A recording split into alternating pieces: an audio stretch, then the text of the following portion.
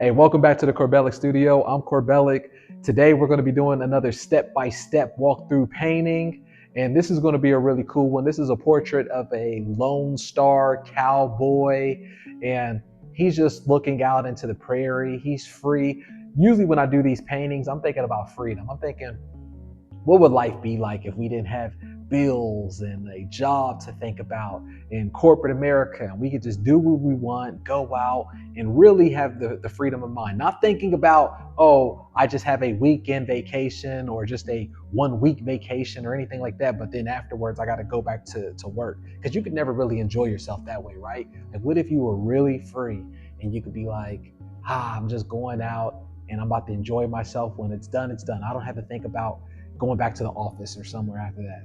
That's how I like to think about these paintings, but that's the cool part about doing art. It's up to you how you want to interpret whatever you see. Also want to give a special thank you to you guys for liking the videos, for leaving comments. You seem like you really like these walkthrough videos and everything else that I've been shooting. So it means a lot to me, because I've been wanting to do this for years, but just try to find a way to how to do it. Maybe it wasn't going to resonate. So I'm glad that my message is resonating. I don't have scripts, I don't have bullet points. And I think that's why you like this content, because I'm being all authentic. You know, I'm being transparent, but I'm also being vulnerable, because when I'm doing art, every time I do these videos, I'm going through this process in my mind where it's like, I got to trust the process. I sold 17,000 paintings, original paintings. I've done this so many times, but it's a little bit different from time to time when doing it on camera with you, and, you know, just being transparent or being vulnerable, where it's like, oh man, is this painting going to work? But I think that's the cool thing, because if I could do it, you can do it. And I go through these moments too where I'm like, oh, it's not going to work out, but I'm still pushing through it. I'm still working within our time of 10 to 12 minutes to push the happy mistakes, get through it, and get on to the next one. So I welcome you to do the same thing. Join the free eBay art community where I can show you how to do this. I have everything set up for you.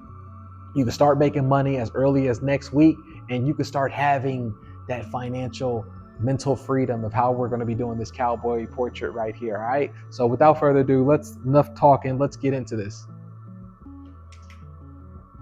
All right, so this is our portrait right here. I don't know if you can see it that well, but it's going to be really cool and funky and fun. What I'm going to do to start off on this one, I'm going to go in straight with the colors. Well, after the background, I'm going to do the background like a background color, so that way it works as also like a gesso, so the canvas isn't too dry for me. And then I'm going to put in some colors on him, as like his jacket, his face. Then I'm going to touch it up with the black, and you're going to see how we do it. There is no wrong way. When you're doing the projector, you could do it however you want, but at least you have the proportions that's already there for you. This isn't an art class. My course isn't an art course.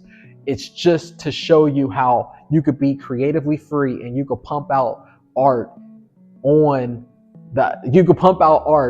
then sell it on eBay. My course is more about how to finesse and how to have a system on eBay so you can start making money. But I'm showing you that anybody can do this. We're all creators. All right, let's do this. On the background on this one, you know what? Let's do a solid like pink. I think it's going to be cool like that if I do a solid pink, because it's going to be like a gallery piece. It's going to be like a gallery pop art piece if we do it that way. It's going to be very confident. You're going to see what I'm talking about. And you can do any color that you want. Normally I do like the whole thing where it's going to be a solid color, but on this one I'm just going to do the color on the outside of the portrait. I'm starting off with this first, so that way I can color around on the edges when I'm doing the other coloring. Oh, I got a little bit of water on this. There we go. Make sure it's not too wet, because I don't want drips on this one. And there's no right or wrong way. You know, every painting that I'm doing, I'm experimenting. Maybe the pink doesn't work that well, you know? Maybe it does. You never know until you try and you do it. Even a lot of times when I do these videos, I never know what painting or what video is going to do well, or that what video is going to resonate the most with people. The thing is, it's just about showing up. And then what happens, the market dictates which one is going to be popular. And it's the same thing with life. It's the same thing with these paintings. I could spend 20 hours doing this painting and then nobody wants it. Or I could spend 20 minutes doing it and then it sells for $1,000. And that's usually how it goes. The more that you let go and the more that you let life happens, that's really how you manifest. So anytime you see these videos and they're talking all this jargon and all this super spiritual stuff about manifesting, the real simple way how to manifest is that you have to not care. Let yourself go. Whatever happens, happens. You can't control it, pretty much. But you have to be happy with whatever the results are. You have to be delusional to believe in your success, that it's going to happen regardless. So you have to believe that part and see yourself in the future. But then you also have to say, if it doesn't happen, then I'm fine with it. All right, now let's go in with our color. This is going to be cool. I can't wait to show you. I'm just going to, if you can see like his jacket, for example, I'm going to go in with the blue now. And then I'm going to go in with the other colors. Then I'm going to go in with the black. I change it up. Always change it up. Sometimes I go in with the black lining, and then sometimes I just do the coloring. I think I prefer doing it this way, because that way later on I don't have to marry the idea of the lines. I don't have to like try to do the lines too much later on, like try to paint within them is what I'm trying to say. I'm bad with my words today. Maybe because this is like my 4th or 5th video today that I've been shooting. Now, if you ever do a solid color of something, you could just change it up a little bit inside the coloring and make it be something else, like a white. See how I'm doing that? Just so it just gives it something different instead of like a whole complete color with one thing, because then it's like there's no difference in it. There's no body. But there is no right or wrong way. You'll see that yourself of however you want to do art. And you see, I'm just trying to get color in as quick as I can on his jacket, right? Or not his jacket, but what is it? His denim. Yeah, his denim jacket.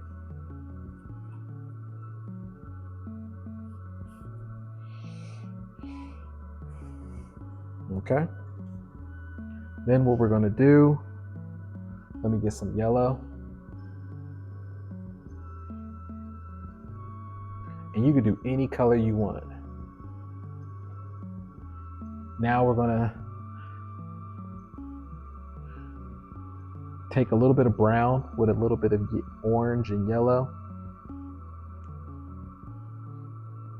And then I'm going to go in his shirt. Like a brownish, right? Look at that. Look how cool that's turning out. It's looking good already.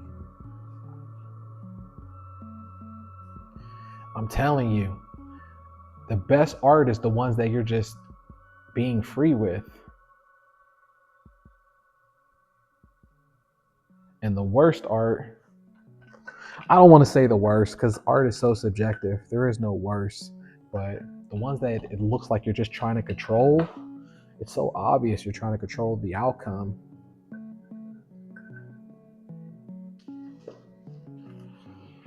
And as much as you fight something or you want something, you know how it is in life. The more that you try to control something, the more that you try to fight it or hold on to an idea, it just will not work for you.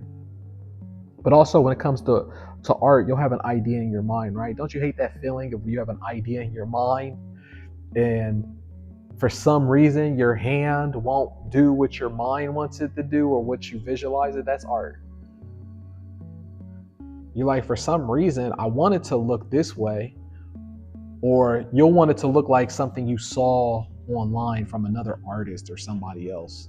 And you'll want it to look like something like that. But then when your hand tries to do it, it doesn't look anything like that. And you're like, why won't it look like this type of artist? It's because you're not meant to look like that artist. You're meant to be yourself. Like, look what I'm doing right now. I'm just being myself. I don't know what's going to come out of it, but I know I'm just not trying to control it, and I'm being myself. I'm being vulnerable with you in this moment. And I'm not worried about trying to look like another artist or do what's right. I am doing what's right because I'm doing me in the moment. I think that's why art school doesn't work out for a lot of people. I get a lot of comments. I get a lot of messages from people who say that my way of teaching has resonated with them more of being an artist than them when they went to art school or when they went to art classes, and it didn't resonate with them. The reason why is because you're trying to think of academics and technique, but also what happens is you're trying to compare yourself to that person's style or what their art is. And then you're thinking, oh, my art's not great because it doesn't look like how they taught me. So what happens is you're comparing yourself to that person or their style.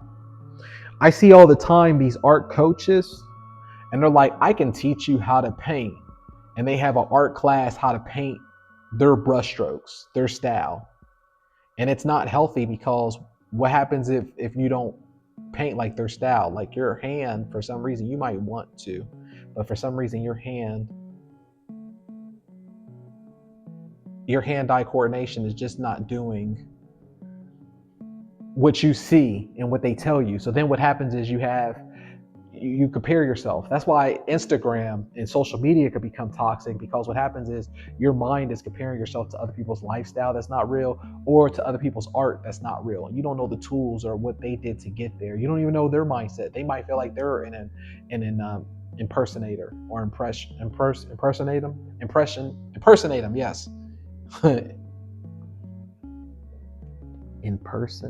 Impersonator. Thank you.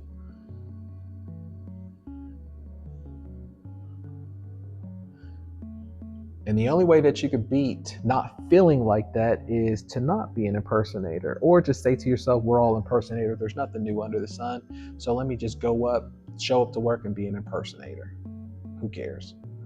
But look at this. You see, I'm not thinking about it. I'm not trying to look like anybody else.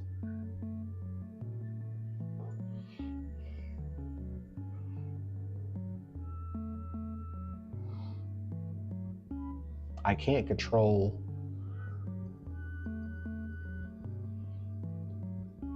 And some paintings, no matter how hard or how easy you might think that it's going to be, it's weird. The universe might not want you to have some paintings work for you. That's why I don't even do commissions either. I used to do commissions all the time, but the thing is, what people don't realize when it comes to commissions is that the reason that they resonated with your artwork, and the reason that they wanted to come to you so you could work on a piece for them, they don't realize that in order for you to get the outcome that you got to is because of happy mistakes. You didn't get to that painting that they like, or that style that they like from you. You didn't get there because it was intended. Everything that they like about your artwork or a piece that they saw, it was because of happy mistakes. But they didn't see the other 50 or 60 paintings that you did that weren't that great to them, or maybe even to you, it doesn't matter. But they didn't see the other ones where to get that outcome. They only saw the one with the happy mistakes of the mistakes that they like. So then when it's time for you to do a commission piece, they think that naturally you're just able to make those spontaneous happy mistakes, and it doesn't work that way. And then what happens is their idea of what the painting was going to be, it never turns out that way. And they're disappointed because it's the same way as if you're disappointed with your artwork that it's not looking like a certain artist, they're going to be disappointed because in their mind they envision something else what you would be creating, and it doesn't look that way. And they don't realize the only reason it doesn't look that way is because you're not a psychic, for one. You're not inside their head, but they don't realize the happy mistakes for you to get to that piece that they like. If you do commissions, what I suggest is kind of have a small conversation with them a little bit, see where their mind is at. If they're very easy to work with, and you could tell that it doesn't matter, they just want something from you, and they understand the happy mistakes, those are the best clients. Those are the best collectors. I will only do commissions for them because it's easier for me to flow and be creative. Basically say to them that you have artistic freedom. If they understand that and you can do what you want, then you're able to make happy mistakes and live with it. But if they keep asking a lot of questions and this, that, the other, is it going to look like this? Then no, do not work with them. That's a red flag, because they're going to be hard to deal with and they're not going to be happy either way. I had to learn the hard way when it comes to people like that. And commissions are very similar to the idea of art and what something should look like and what it should be. They don't have an idea of really what they want. And then it's like, if they did, then how come they just don't paint it themselves then, if that's what they want? They came to you because you're the artist, you're the surgeon. All right, now I'm going to take my 1/2 inch and now I'm going to go in with the dark lines of where the dark line should be at. Now I can go over it. It's a little bit dry. And then I'm going to do some abstract kind of stars, and then we'll be done. Let me know if that makes sense to you, what I was talking about on the commissions, because that's a conversation that I've been meaning to have with you, but forgot to bring it up. It's important. Definitely an important subject. But that's more for my artists out there who understand, for you who's just starting off and maybe you feel like you're not an artist or you don't have experience with that, you don't even have to worry about stuff like that. And with this eBay art community, it's not for artists, it's for everybody. You don't have to be a gallery artist or someone who has experience with stuff like that. But I'm just saying, down the line, when you start doing that and people start looking at your art, and you might get hit up and they're like, hey, how much can you do a commission for me? There's nothing wrong with taking it, because hey, who doesn't like extra income coming in? But just be wary that, make sure you're having this type of conversation with them to see where their mind is at. If there's someone who's like, they have too many requests and they want it like this, they want it like that, don't work with them. It's going to be a headache and they're not going to like it.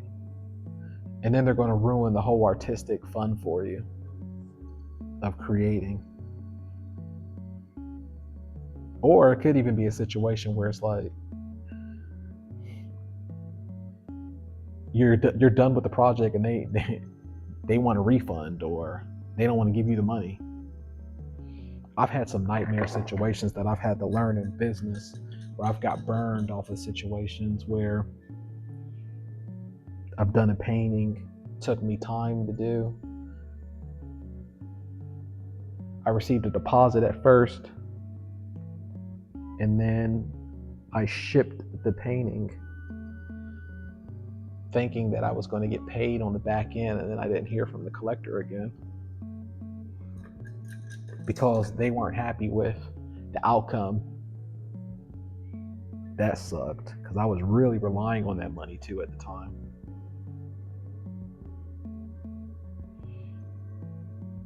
But oh well, you live and learn. That's how you learn off of situations. All right, let's turn the light on and just see where we're at. Have some fun with it.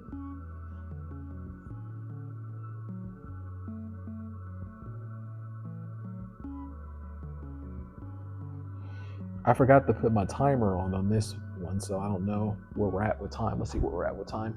Oh, we're going over a little bit. All right, let's start putting some of them stars in there. All right. Now let's just put our signature at the bottom, and then we're done.